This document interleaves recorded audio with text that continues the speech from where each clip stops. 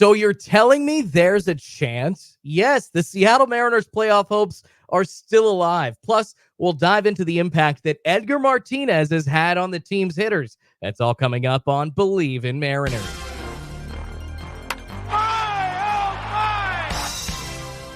What is up, sports fans? What's up, Mariners fans? Welcome back to another episode of Bleav in Mariners. I am Schultzy, Jordan Schultz, whichever one you want to call me, a Pacific Northwest talk show host from Portland, Oregon, diehard Mariners fan with tons to talk about. We'll dive right into the Mariners playoff chances since they are actually still kind of close to getting in. I can't believe it. The season is getting shorter, of course, just 18 games remaining as I tape this podcast. But yeah, they still have a shot. Also going to talk about Edgar Martinez, of course, the interim brand new hitting coach, whatever you want to say. According to Ryan Divish, he's not going to be really anything other than the interim. Ryan Divish of the Seattle Times, I believe, telling Puck Sports that about a week ago, last time he was on.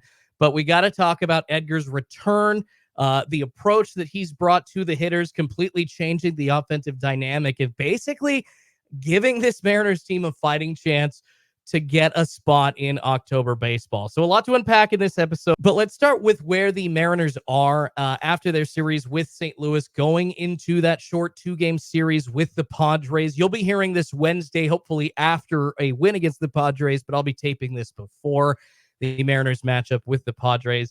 But as of this point, the Mariners sitting at 73-71, a couple of games over 500, 4.5 back of the Houston Astros, just been hanging around that 4-5 game separation or so from first place in the AL West and the Houston Astros, but only, as I tape this, 3 games back of the wild card spot behind the Minnesota Twins. Of course, they are fighting it out with the Boston Red Sox and the Detroit Tigers as well. Basically 3 teams, and really, I don't know, you could say that like Tampa Bay and Texas with 5 and 6 games out of the final wildcard spot that the Twins own right now.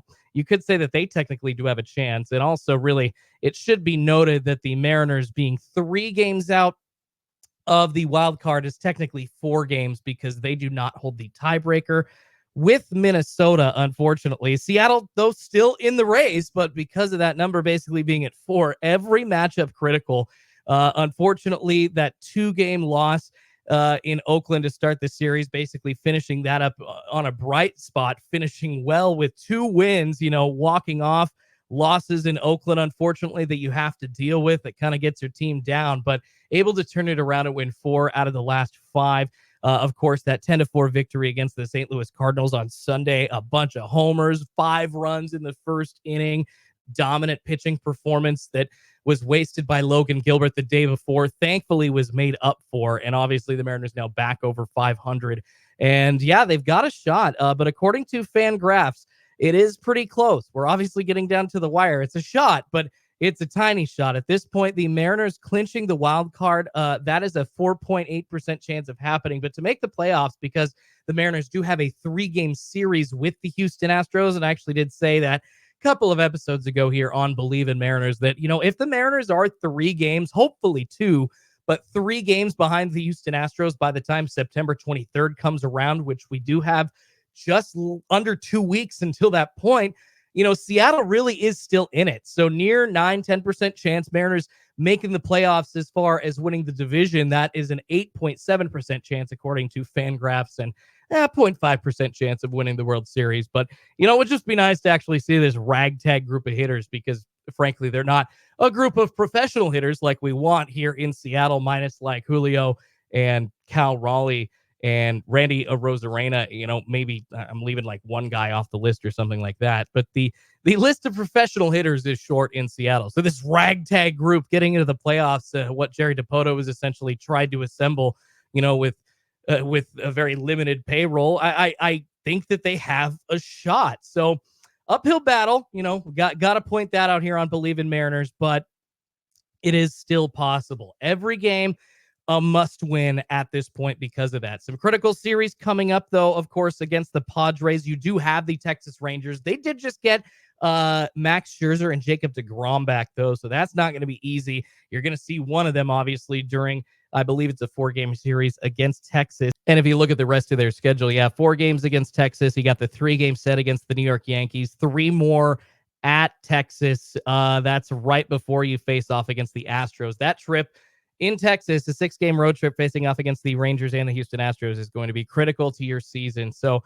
obviously time is short. The season not getting any easier for Seattle. And I did see a tweet today, I Bleav, trying to find it on my phone. It was from Trident True, talking about the Mariners having the 13th hardest schedule remaining for the rest of the season. So appreciate that post by Trident True. And, putting the Mariners kind of at the middle of the road, but you do see like a team like Texas, I feel like that is harder for the Mariners on than it would be like on paper. It's going to be tougher, even though the Mariners, as I'm about to talk about, have actually improved as far as hitting goes. So, and we saw some really great improvements that I'm going to get to here in the series against St. Louis. Thank God Seattle's bats woke up, and it really is kind of the main point that is giving me hope as we get into the final couple of weeks of the regular season. But also another one, as we talk about like players having impacts, as we'll get into, I wanted to highlight really quickly Troy Taylor, the young righty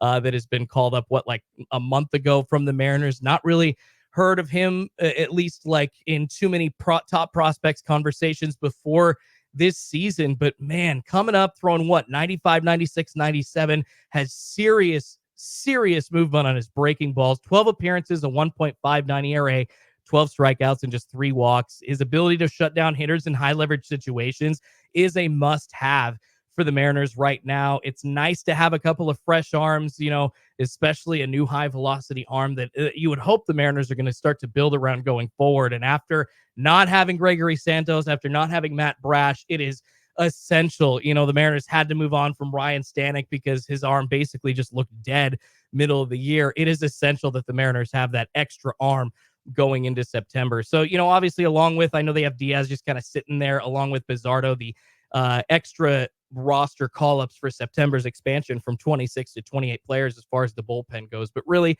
big impact, and I'm expecting a huge month from the young Troy Taylor. My dad just keeps telling me, man, keep an eye on this kid. Keep an eye on this kid. And actually another kid that my dad keeps telling me to keep an eye on, and someone that actually was just involved in a bit of breaking news before I started taping the podcast, young second baseman Ryan Bleav, in his rookie season with the Seattle Mariners, only had like 60 some at bats. My dad loves him, and I Bleav every Mariners fan should love him. The dude hits to all sides of the field. His swing is so beautiful. He really squares up on the ball, really makes good contact on the ball, and actually seems like he knows where he wants to put the ball, which for such a young hitter, I mean, that is such a skill in baseball. So he can hit, and he can hit for power, and he can run. I mean, he can feel. He's a 4-5 tool player, maybe not at an elite status, but he can actually do it all and fill a spot in second base where, I know they've got Jorge Polanco now, but at least add like another competent infielder to this clubhouse. Ryan Bleav had a locker, according to Circling Seattle Sports, in T-Mobile Park's clubhouse before the series against the Padres started. So Ryan Bleav back on the Mariners roster. So excited to see him available for the stretch run for Dan Wilson for the final 3 weeks of the regular season or so. Also, Sebi Zavala had a locker available as well. So interesting to see what the moves are there. Hopefully, Luis Urias is gone. I'm assuming Bleav is taking his spot on the roster because I Bleav Urias played in like 2 games. Did have a homer, but man, it's just a waste. It's a waste at this point if you keep giving at bats to that guy who is hitting a $170 going into a hopeful playoff stretch run. So pretty much every game a must win for Seattle. And I will be there actually Wednesday, September 11th against the San Diego Padres. And hopefully at that point, it is a 2-game lead in the wild card that the Seattle Mariners have to overcome against the Twins. And heck, come on, let's just root for everything. Let's finally see the Astros go, after I know that they have really just improved since midseason and they had a really crappy first half of the year, but let's see some of that first half play return from the Houston Astros, huh? Come on. Praying to the baseball gods. Please, please, please. All right, switching gears. One of the biggest stories coming out of Seattle actually in the last week. Love to talk about it because it's involving my favorite player ever, not just in Mariners history, but in baseball history. The return of Edgar Martinez as the team's hitting coach. Of course, he is the interim hitting coach at this point, according to Ryan Divish of the Seattle Times. supposedly only going to be the interim hitting coach. I mean, I don't want to believe that because obviously he's my favorite player ever. The Mariners need his hitting approach, like being delivered to them in the dugout every single day. And as I'm about to tell you, I think you'll understand why. Instead of kind of just putting his fingers on the team from afar, like he was doing when Jared DeHart and or Brant Brown or insert other hitting coach since like Tim Laker, I think in that position for a while since Edgar has left. Basically, not really having the same impact as he has had in the dugout. When Edgar was in the Mariners dugout as hitting coach from 2015 to 2018, they were top 5 in the league. I've gone over that a couple of different times on Bleav in Mariners if you want to go back and listen to those exact stats. But since stepping into the role on August 23rd, Edgar has really done something that Seattle hitters desperately needed, and something that I was actually calling for, talking on Portland Sports Radio a couple of months ago around the All-Star break. A simple approach, and Edgar really bringing back, because he was around before all these analytics and the Moneyball stats and, exit velo and that kind of thing. Edgar really bringing back a simplified, back to basics approach to hitting, kind of a see ball, hit ball mentality and a team mentality, which has really yielded some very noticeable results. It's pretty crazy when you emphasize, reducing the amount of information that these guys have been getting, which sounds like it's exactly what the problem has been, which I get it. You want all that information. You do to have availability. Does exit velo necessarily matter, to a player? Like, knowing what his exit velo is that going to make his exit velo better? No, I think there's other things that you can work on. I think the exit velo is like more of like maybe a final stat of successful hitters, but that doesn't always indicate successful hitters, right? You could hit the ball on the button 5 times in a row, but it could be right at the first baseman 5 times in a row. And there's different ways to put the bat on the ball. And if you simplify that approach, a see ball, hit ball mentality, instead of necessarily maybe caring about that exit velocity, just kind of worrying. I hear Brock say this on Brock and Salk, worrying about the launch angle and worrying about, like where you're hitting it, trying to place it a certain spot based on what the situation in the at-bat is and what the situation calls for. And Edgar really emphasizing that kind of approach, according to multiple sources and multiple players. You've heard it from Jeff Passan. You've heard it from several Seattle Sports 710 sources. Just really, Edgar telling these guys to stop overthinking their mechanics and focus on that see ball, hit ball mentality. And this shift, look at what it's done for guys like Julio. Look at what it's done for guys like Victor Robles, Randy Arozarena. I mean, we'll get to that in just a second. But like this, one of the greatest hitters ever, hitting 312 in his career. Edgar able to emphasize the correct points of guidance to these guys, just kind of along with that, the respect that he has garnered because of his career, I think makes it easier for Edgar to deliver the message. Julio said that he's been watching highlights of Edgar from his playing days, watching how Martinez approached hitting in a simpler, less mechanical way. And that's the thing. And this may, bug some newer age baseball guys, but like the numbers back this information up. The offensive production overall has improved. They're averaging across the board 5.3 runs per game over the last 16. Their team on base percentage jumping to 345.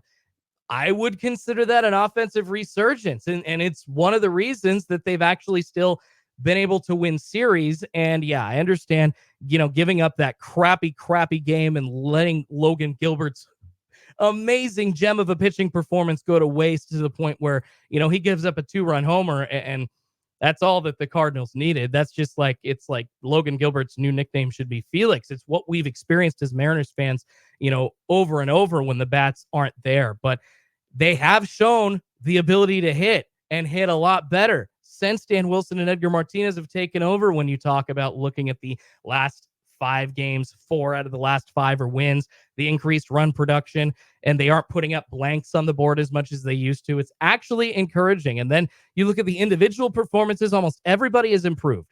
Everybody has improved since Edgar took over. Guys aren't only hitting for power, but they're getting on base consistently a ton more. Sure, there's still strikeouts, but check out this tweet. East Coast M's put this out. Love Love what East Coast M's is doing. He's got a YouTube channel and a nice Twitter account or an X account. So go give him a follow on both. Actually, would love to get him on the show. Really, really good stuff. Says some of you are hating on Edgar because, and when I say some of you are hating on Edgar, that's kind of like the people with the new age baseball approach that are kind of really, really past the point of hearing that, runs, or excuse me, that RBIs, batting average, and home runs are really the things that batters need to focus on. And instead, really should be focusing on base percentage and strikeout rates and things like that. So if you look actually here, East Coast M says some of you are hating on Edgar. So here are the stats of key Mariners since Edgar became the hitting coach on August 23rd. Love this. Victor Robles, 424, 8 RBI, 12.2% K rate, 216 WRC plus. Randy Arozarena, 271, 10 ribbies, 26.9% K rate. That's a little high. You want him to stop letting fastballs go by. That's something that I'm not sure Edgar can fix. You wonder, if that's just an Arozarena thing, or if he just is kind of acting like he doesn't want to be here, so that's why he's taking fastballs. I'm not sure. Really don't know. But still, a 142 WRC plus. Julio Rodriguez, 281 average, 11 ribbies, only a 16% K rate. That is a huge improvement. Oh my God. Julio Rodriguez striking out at only 16% of the time? That feels like him in the twilight zone. That's good stuff. A 146 WRC plus. Luke Raley, 282, 10 ribbies, 26.1% K rate. Yeah, you need that to go down, but 182 WRC plus because he hits for power and he's been producing, hitting a lot of doubles, driving in a lot of runs. That WRC plus is higher, and guys like that can get away with striking out more. If Julio had hit 25, 26 home runs to this point of the year, it wouldn't really matter how much he's striking out. But it's nice to see these guys starting to strike out a little bit less at least. And then Justin Turner, 292 average, 5 RBIs, 13.8% K rate, and a 147 WRC plus. Wraps up the tweet with "it's working" with a shrugging shoulder emoji. I mean, Edgar's influence obviously has really worked. And in my opinion, it does go, beyond these statistical improvements. That see ball, hit ball approach is just the simplification of it. I actually have, like I said, been preaching for months. It seems like the Mariners approach was just too complicated. That's been amazing. But along with that, you've seen Seattle just almost like flailing when they get up to the plate with 2 strikes. And they've had a lot of at-bats this season with 2 strikes, right? I mean, one of the best ways to hit when you've got 2 strikes is to not get to 2 strikes, right? That's kind of the old moniker in baseball because it is really hard to hit when you have 2 strikes. But one thing that Edgar has emphasized, once a player has 2 strikes, and obviously because he's such an amazing hitter, one of the best in baseball history, he is able to get this message across differently than a Jared DeHart, who is like 29. Dude's not even 30 yet.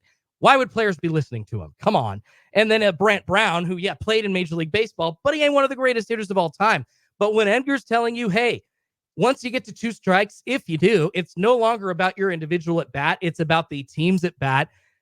You can't help but listen, right? And it's obvious that Mariners players have taken to this philosophy. You've seen that gritty, that grinding approach. I really feel like that has made it into their at bats.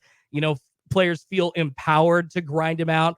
That they're really just, instead of waiting for the pitcher to throw them like something that they're wanting and identifying in their pregame analytics meetings, they're forcing pitchers to make mistakes with their approach. And then, that protects other hitters in the lineup. And you've actually seen that in action. You see a 5-run first inning. And by the way, that lineup, Julio Rodriguez batting leadoff and then Cal Raleigh batting second. Absolutely love that, especially if the guys are hot. I think that's probably one of the better 1-2 punches that you can get in all of Major League Baseball. But you've really seen, the Mariners, they had that 16-run outburst against Oakland, putting it together and offering protection in the lineup. And in those moments, in those big runs, a dad joke there, they're able to score without relying on the long ball. So Edgar, he's always talked about going up to the plate in key situations and not trying to hit home runs. It just kind of ends up happening. And that old school mentality seems like it's working. But some people just don't like that old school mentality. Modern coaches, they focused on the advanced metrics. They focus on all the data points that you can get. Edgar doesn't want to do that. And I am all for that. Of course, you should use the information that is available to you. But Edgar has noted that he still values traditional statistics like batting average, RBIs, and runs scored. You can't focus on too much mechanics talk. You can't focus on, especially if they're not doing it well, you can't focus on all this really complicated stuff. The return to simplicity seems like it's really resonating with the team. JP Crawford said this was in a quote to MLB.com. He offered high praise of Martinez's approach after Friday's win. I think collectively over the last couple of months, we were going with a plan that was way too complicated. And these last couple of weeks, we've simplified everything and are just getting back to trusting yourself. The Mariners might have finally found the fix to what has ailed the offense this season. Edgar's focus, his simplifying the approach. Woo, it looks like it's working, and continuing that is going to be extremely crucial these last 17, 18 games. I want to see them continuing to grind out at-bats, and if they do that, they're going to get on base like they have. And I bet you we're going to see players hitting like a lot more home runs in situations that we haven't seen all year. Guys, hitting with like runners on second and third, or the bases loaded and 2 outs. Bet you we're going to see a few more whammies, a couple more grand slams, just because of Edgar's influence, right? Edgar Martinez's help with the team to refocus has been a godsend. Let's just say that. It's been a godsend. Gotta love that spark from like a light bat, right? Back in the day, go look at Edgar's old Mariners commercial. It's a light bat. Well, the light bat, I don't know if he brought one to everybody's locker to like light it up for them and make the hitting approach clearer, but I'm loving where the Mariners are going, at least the trajectory that they've had recently. It's a small sample size. This is obviously only since August 23rd, we're talking, almost 3 weeks, but it is a huge positive, and it's a huge positive shift in mass. It's the entire team. It's not just a guy or two, and that's how you know that it's working. And I hate to even ask this, but I'm kind of drinking some of the Mariners teal Kool-Aid, but with this new age approach now, kind of being the old age approach coming back through Edgar Martinez, the simplicity, just refocus on getting your bat on the ball. Stop caring about how hard you hit it. Care more about where you hit it. Situational 2-strike hitting approaches actually being important, but if they continue to execute those things well, does this Mariners team have a chance to do something special in the final few games? I think so. I'll leave y'all with that question, but let me know on Twitter, on the Air Jordan with the no, or hit me up on the Bleav in Mariners YouTube channel with a comment on the video, or shoot me an email, jordanschultz@yahoo.com. Can hit me up that way too. But I will leave y'all with that because I certainly do believe this team does have a chance to do something special. But that is going to do it for this episode of Bleav in Mariners. Excited to talk about some positivity. Feel like the last couple of episodes were just super negative, talking about like the Mariners going forward with the general manager and president that nobody wanted. But it's nice to see fans able to have something to root for. Like I said, I will be at the game if you're listening to this on September 11th and you're at T-Mobile Park. I'll be there. I'll be up in the club level. I love those discount nights, the value games for the Seattle Mariners, those $30 tickets available in the section, like the 200 club level where you have your own bar and your climate controlled area.